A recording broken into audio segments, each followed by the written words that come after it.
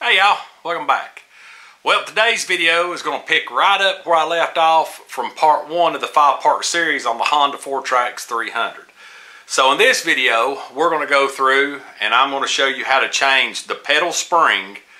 I'm going to show you how to change the back brake cable from foot pedal to rear brake. The rear brake shoes are good, so it's just a matter of what got damaged while it was setting and being used on the farm. And we're going to move to the front handbrake cable. And the reason we're doing this is because the back handbrake got broke. It got bent. And so the brakes didn't work, and then evidently that let the front brake pedal go down, and the guy that owned it hung it and broke the spring. So I'm going to show you how to change all of them, including the handbrake. So y'all stay tuned. We're going to get right after it.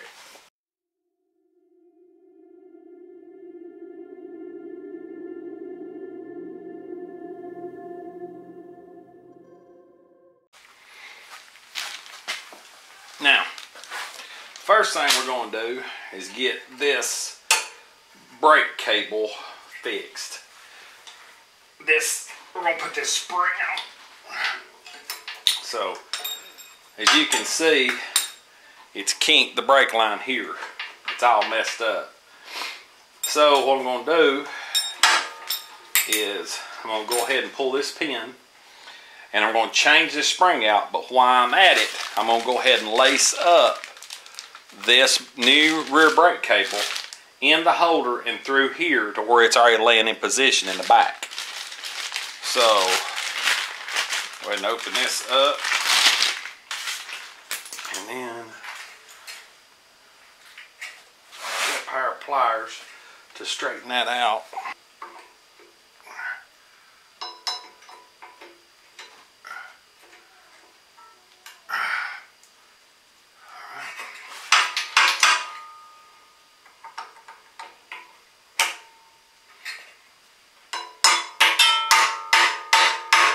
You got that washer, you pull it off, and then you can pull your brake pedal off.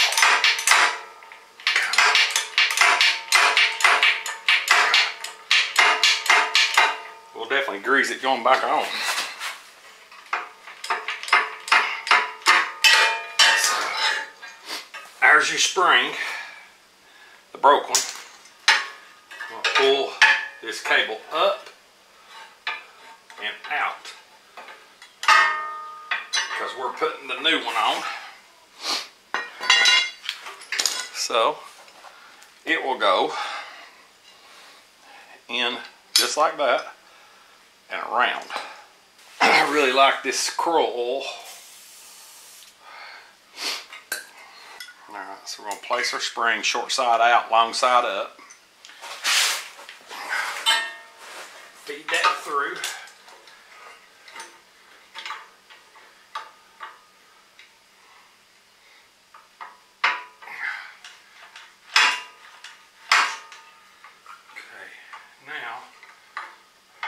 Now we got to get our cable on, our clip on. Come right around, just like so. Pull your screwdriver out.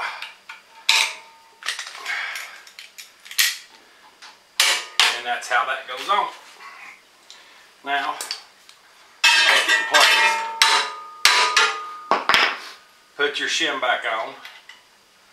And I have to add a new carter key because that other carter key was so rusted. And that will give us our brake pedal back.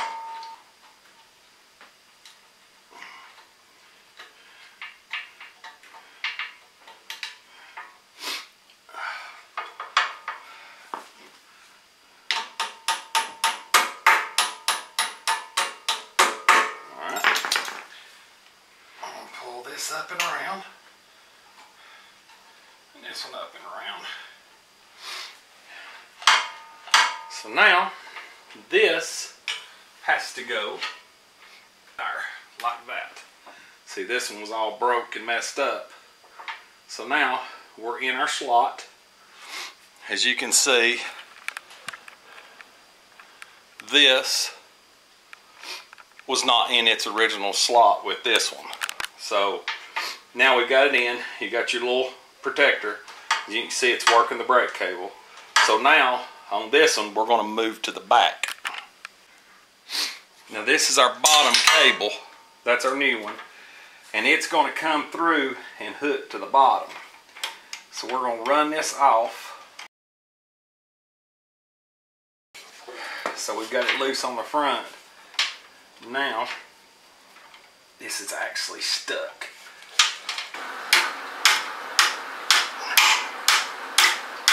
There it went. It's about to go now.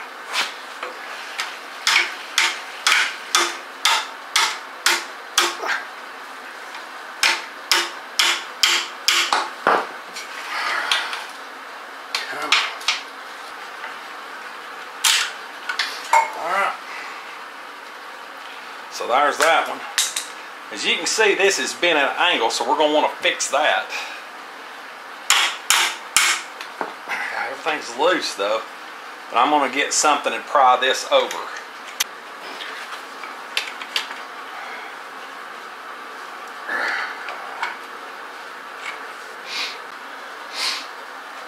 So now that we've got this lined up, you've got your little holder here that your brake cable has to go through. So you're going to lay it in there where it needs to be. You can't forget your spring. So slide your spring up on there. Now, best way to do this is to pull back and get this lined up on this pin. Now you can take your fingers, put on both sides till you hit where it needs to go. Alright. Then open up here and line everything up. And that come out where it's supposed to be. So we're going to take our old pin, or our old adjuster. Now these brakes was not working at all. You know, from the spring in the front and the cable being all off and bent and tore up. So we're going to run this down until we get tension. Usually you can tell by watching your brake pedal, it'll pull up on it a little bit, but this one's got a really stiff spring. So we're going to go down and we get some tension on it.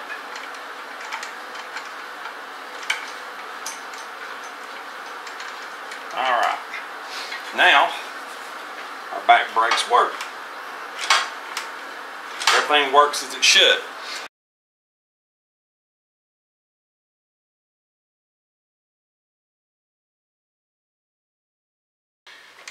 This is the one that's froze up. So I'm going to have to put a wrench or a pair of pliers on, break it loose. There it goes. Which we're going to put the new one on this one because it's damaged pretty bad. It's actually bent and the sides of the seat part is mushroomed out. As you can see, it's really messed up. First 2 or 3 threads are kind of stripped.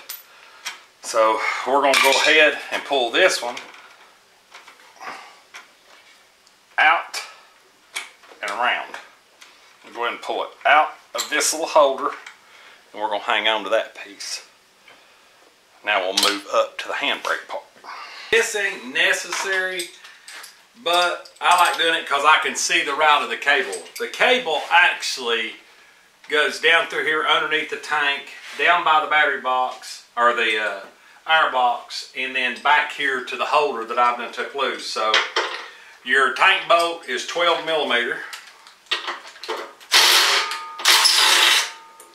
Take it loose. And of course, the fuel petcock, you have your petcock on this side. And you want to turn it 2 off and then pop your gas line loose. This one is in really bad shape. But one bolt, that petcock, just lift up and take your tank off.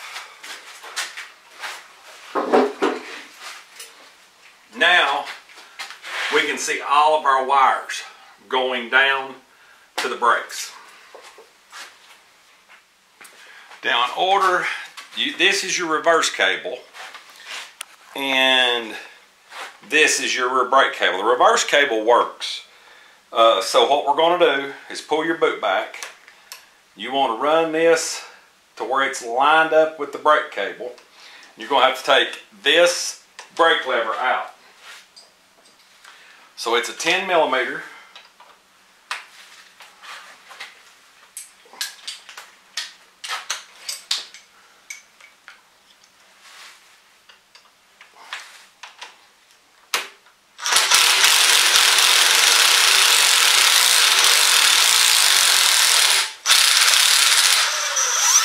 That's never been out, it looks like.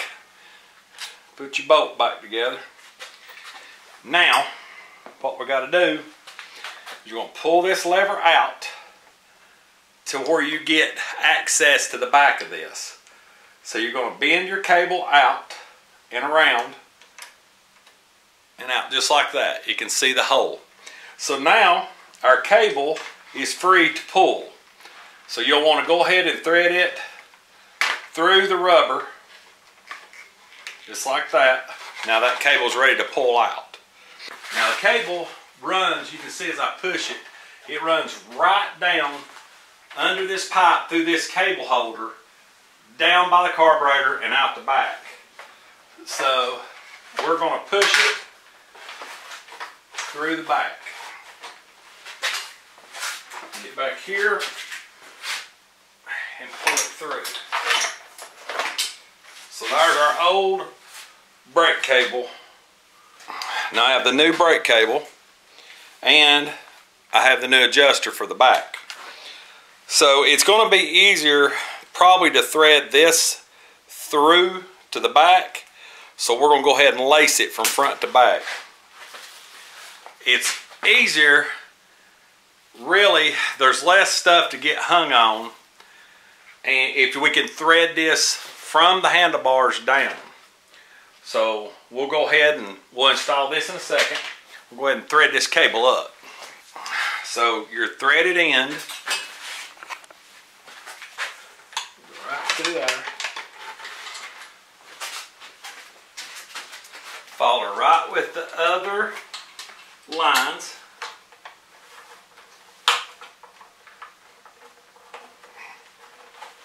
Just like so. Down by the box, the air box. Then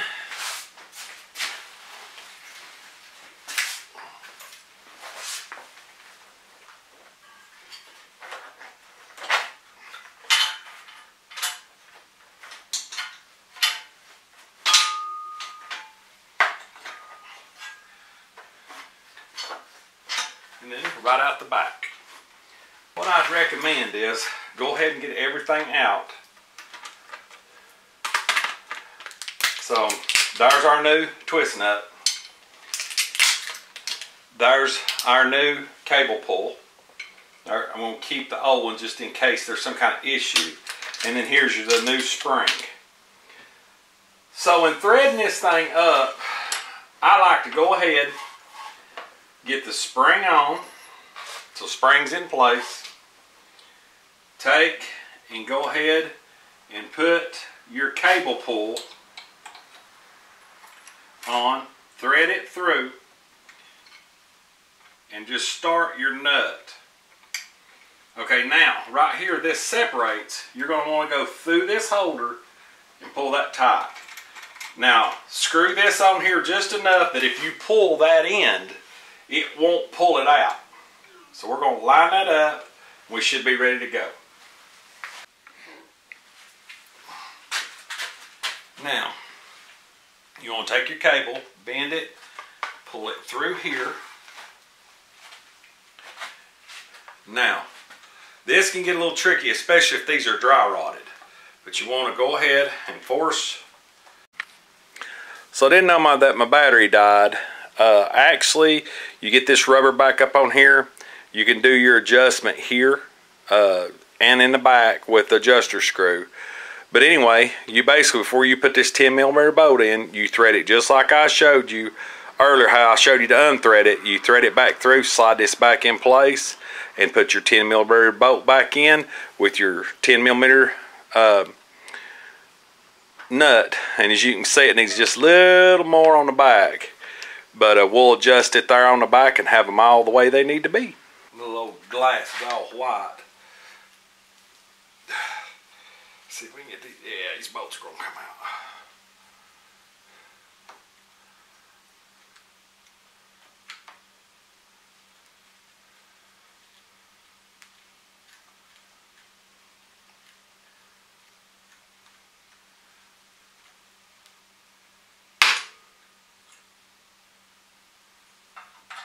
See what this looks like. Ooh. Well, it's got fluid on top. That's actually water has got in it. So there's a little baffle in here. So basically what we're going to do, everything, the rubber looks good, the float looks good. Looks like there's some junk or buildup in there.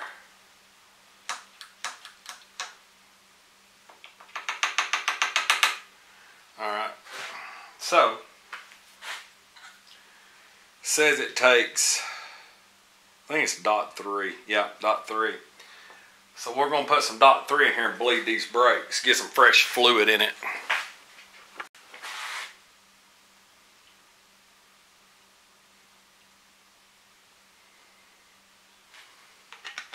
And we're going to have to bleed these until we get clear fluid. So basically your bleeder is a 10 millimeter right here. So you're going to want to remove your little cap. And go ahead and start breaking it loose. There's a little bit coming out right there. So we'll tighten up. And we're going to pump this handbrake about 10 times. So I'll move my hand so you can see.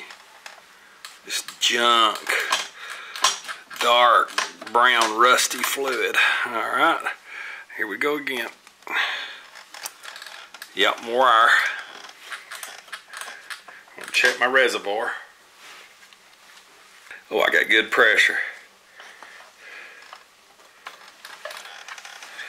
And close back, pump back up. We'll get all this old rotten fluid out. Close back, pump it 10 more times, hold it tight.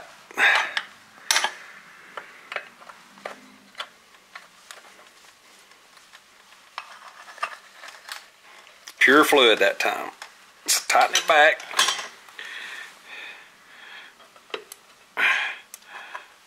Put it back on. Now we'll repeat the other side. Now once you've got your fluid level where you want it, drop your float back in. Take your rubber gasket, make sure it's your baffle or your suction plate. If it gets too low, it'll suck it down, not let no air in. So get it lined up, just like so. Get your hose lined up. And you have this top plate that you might have to finagle this a little to get it where you want it. But you're going to make sure that it seats in on all that rubber, just like so. Everything's good all the way around. Take your lid, letters facing out. Put your screws in and tighten down.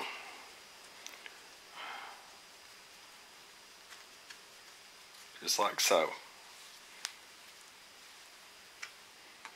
Actually, it doesn't matter which way the lid goes.